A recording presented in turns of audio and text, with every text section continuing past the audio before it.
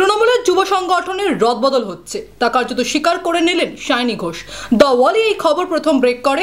Shiny Ghosh তিনি ২১-এর মঞ্চ থেকে বেরিয়ে এসে ঠিক কি বললেন আজ সেই নিয়ে আলোচনা করব। নমস্কার, দ্য ওয়ালি আপনাদের সকলকে স্বাগত। আপনাদের সঙ্গে আমি প্রীতি রয়েছি, আর আমার সঙ্গে আমাদের প্রতিনিধি রফিক রয়েছে। রফিকদার থেকে জানতে চাইবো দ্য ওয়ালের খবরে শিলমোহর পড়লো, শাইনি ঘোষ ঠিক কি বললেন আজকে ২১-এর যে সমাবেশ, এই সমাবেশের পরে যখন শাইনি ঘোষ নামছিলেন তখন দ্য ওয়ালকে একমাত্র বলেন যে হ্যাঁ, মমতা বন্দ্যোপাধ্যায়ের নির্দেশে তিনি একটি তালিকা তৈরি করেছেন এবং তারপরে তিনি একটি কথা বলেছেন যে পরিবর্তনই হচ্ছে আসল সত্য।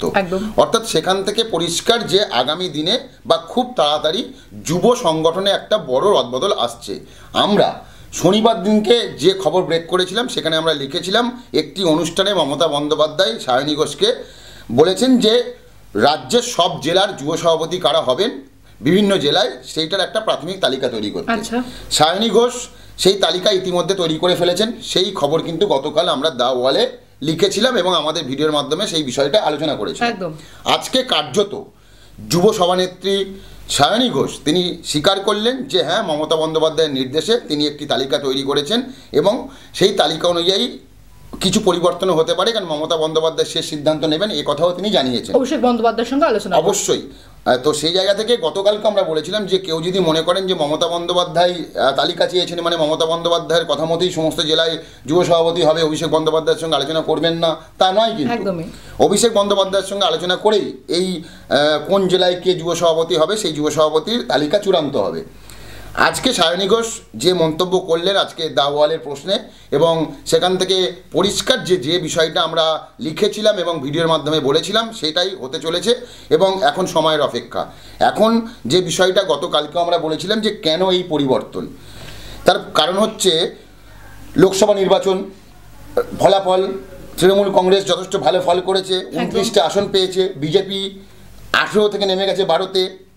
এই সময় মমতা বন্দ্যোপাধ্যায় মনে করছেন যে এবার বিভিন্ন তৃণমূল কংগ্রেসের যে সমস্ত উইংসগুলো রয়েছে, ছাত্র বলো বা যুব বলো, সেই যুবতে একটা পরিবর্তন করার দরকার। কেন পরিবর্তন করার দরকার প্রীতি তুমি জানো, যখন 2021 সালে শাইনি ঘোষ দায়িত্ব নিয়েছিলেন সভানেত্রী হিসেবে, সেই সময় একটা বড় রদবদল ঘটেছিল এই যুব সংগঠনে। তারপর থেকে সেরকমভাবে কোনো রকম বড় রদবদল ঘটেনি। অর্থাৎ 3 বছর কেটে গেছে, যে কোনো দলে 3 বছর পরে যে কোনো পোস্টে চান অন্য কোনো মুখ। সেই কারণে মমতা বন্দ্যোপাধ্যায় এই সিদ্ধান্ত নিয়েছেন।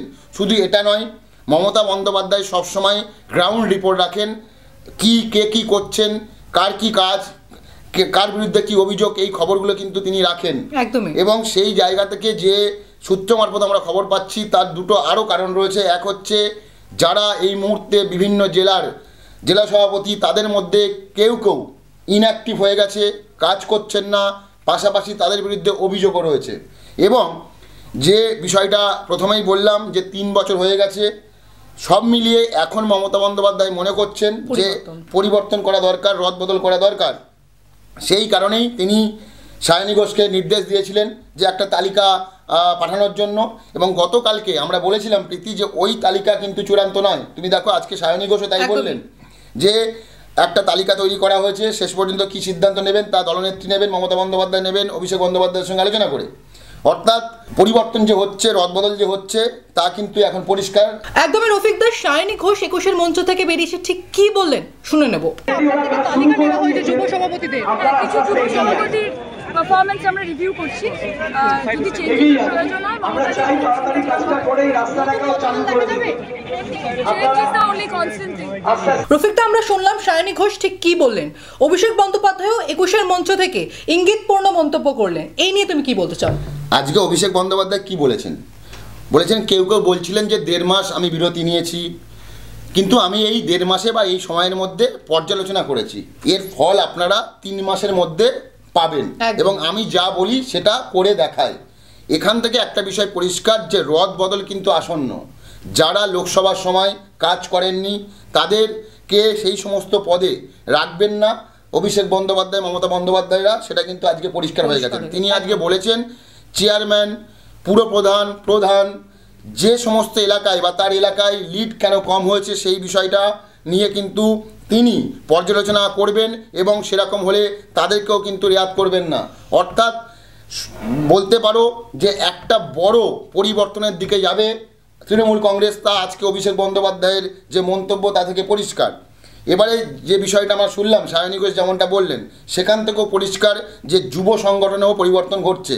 প্রীতি, তুমি বলো, গতকালকে আমরা কি বলেছিলাম? গতকালকে আমরা বলেছিলাম 21-এ সমাবেশ শেষ হবে এবং তারপর থেকেই তৃণমূল কংগ্রেসে রদ বদলের প্রস্তুতি শুরু হয়ে যাবে।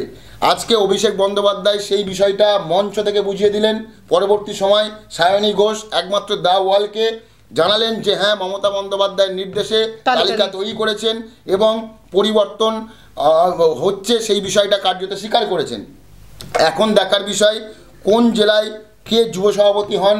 মমতা বন্দ্যোপাধ্যায়, অভিষেক বন্দ্যোপাধ্যায় বসে কি ঠিক করেন, কাদের নাম অ্যানাউন্সমেন্ট করেন, সেটা এখন সময়ের অপেক্ষা। তবে শুধুমাত্র যুব নয়, আমাদের কাছে খবর যেমন যুবর বিভিন্ন জেলায় পরিবর্তন ঘটবে, তেমনি ছাত্র যে সংগঠন টিএমসিপি সেখানেও কিন্তু পরিবর্তন ঘটবে।